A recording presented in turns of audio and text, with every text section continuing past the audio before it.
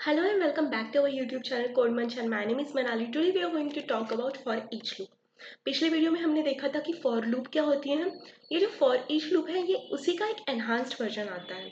इसके अंदर आप क्या कर सकते हो कि एरे या फिर एरे लिस्ट ऐसे टाइप वाले जो कलेक्शंस आते हैं उनको अगर सिंपली आपको इटरेट करना है, रीड या एक्सेस करना है तो फिर आप फॉर ईच लूप वहाँ पे यूज करो।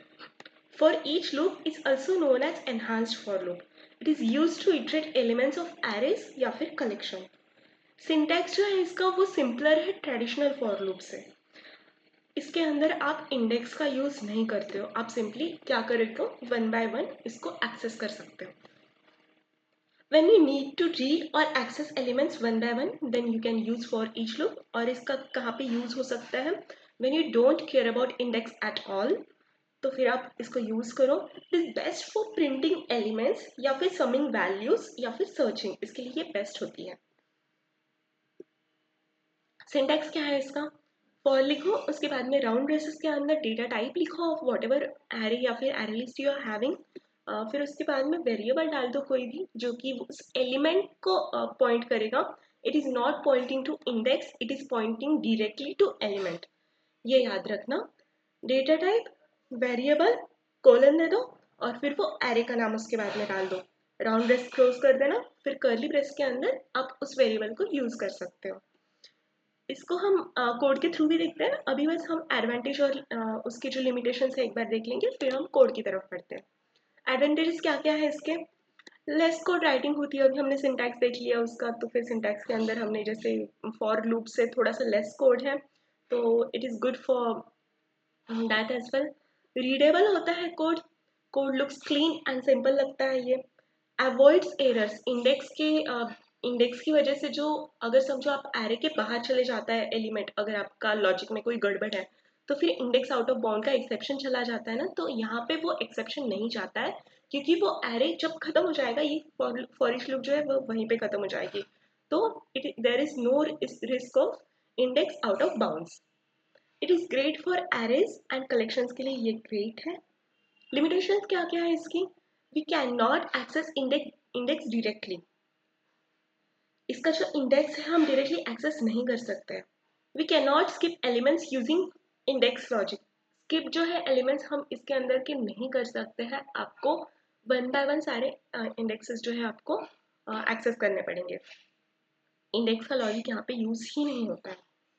Not useful if you want to modify original array. अगर आपको एरे को या फिर एलिमेंट्स को मॉडिफाई करना है आपको बीच में, तो आप यूज नहीं कर सकते फॉर ईच लूप को। It can't iterate in reverse order. Index को जो है आप ये जो एरे लिस्ट है इसको आप रिवर्स ऑर्डर में आप नहीं कर एक्सेस कर सकते हो। आपको सिंपली वन बाय वन सामने से ही जाना पड़ेगा, रिवर्स में आप नहीं जा सकते। तो चलो विदाउट एनी फर्दर डिले हम कोड की तरफ बढ़ते हैं कि हम इसको कैसे एक्सेस करेंगे, है ना। तो यहाँ पे मैंने एक एग्जाम्पल लिया हुआ है, इसके अंदर मैंने इंटीजर का भी एरे दिया हुआ है और साथ में एक एरे लिस्ट भी यूज करी हुई है। तो हम कैसे यूज करते हैं देखते हैं। मैंने पहले सिस आउट कर लिया कि यूजिंग इंटीजर एरे। उसके बाद में क्या करेंगे, मैं एक एरे बनाई हूँ यहाँ पे। एरे क्या बनाया हुआ है? इंटीजर इसका एरे बनाया हुआ है। उसके बाद में उसको नाम दिया है मैंने नंबर्स, और फिर उसके अंदर मैंने क्या किया हुआ है 10, 20, 30, 40 रैंडम वैल्यूज डाल दी है। अब इसको अगर मेरे को सिस आउट करना है तो फॉर ईच लूप से क्या करेंगे हम, फॉर डाल दो, उसके बाद में राउंड ब्रेसेस डाल दो। इंटीजर का एरे है तो फिर इंट डालना है आपको। उसके बाद में नम नाम का मैंने कोई भी एक इंडेक्स को पॉइंट करने वाला वेरिएबल डाल दिया, नम डाल दिया। उसके बाद में कॉलम देके वो एरे का नाम आपका, और फिर उसके बाद में सिस आउट कर दिया। तो अगर इसके हिसाब से हम क्या करेंगे, इंटीजर का एरे का हमने प्रिंट करा है एलिमेंट्स। अभी हम क्या करते हैं, एरे लिस्ट का करेंगे। ये एरे लिस्ट वगैरह क्या होती है कलेक्शंस के टॉपिक के अंदर हम देखते हैं। अभी बस आप देखो कि इसको फॉर ईच लूप से कैसे हम एक्सेस कर सकते हैं, इतना ही ध्यान देना है इसके ऊपर, ठीक है। तो मैंने पहले से आउट कर लिया ताकि हमको पता चले कि आउटपुट में क्या हो रहा है, राइट। तो एरे लिस्ट लगा ली मैंने। एरे लिस्ट के अंदर ट्रायंगल के अंदर आपको कौन सी डेटा टाइप की एरे लिस्ट है ये हम डालना पड़ता है। तो स्ट्रिंग डाल दी।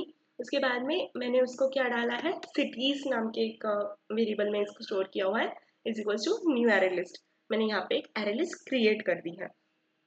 तो इसके अंदर मैंने वैल्यूज़ कौन सी डाली है, सिटीज़ के अंदर ऐड किए मैंने वैल्यूज़, दिल्ली, मुंबई, चेन्नई, ये वैल्यूज़ मैंने ऐड कर दी है। अब अगर मुझे इसी को प्रिंट करना है तो सिंपली एक वैल्यू कौन सी है, स्ट्रिंग वाली वैल्यू, राइट। तो फॉर के अंदर राउंड ब्रेसेस के अंदर मैंने डाटा टाइप स्ट्रिंग डाल दी। उसके बाद में एरे लिस्ट का जो वेरिएबल है वो यहाँ पे सिटीज़ डाल दिया। तो ये सिटीज़ में की एक सिटी को यहाँ पे प्रिंट करने के लिए मैंने सिटी डाल दिया, राइट। तो सिस out that city.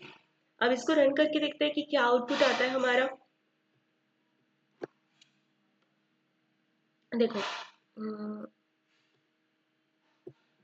10, 20, 30, 40 using integer array, using array list of string Delhi, Mumbai, Chennai. तो यही रहा हमारा आउटपुट। तो इस वीडियो में हमने देख ली फॉर ईच लूप। इस वीडियो के लिए इतना ही, तब तक के लिए थैंक यू।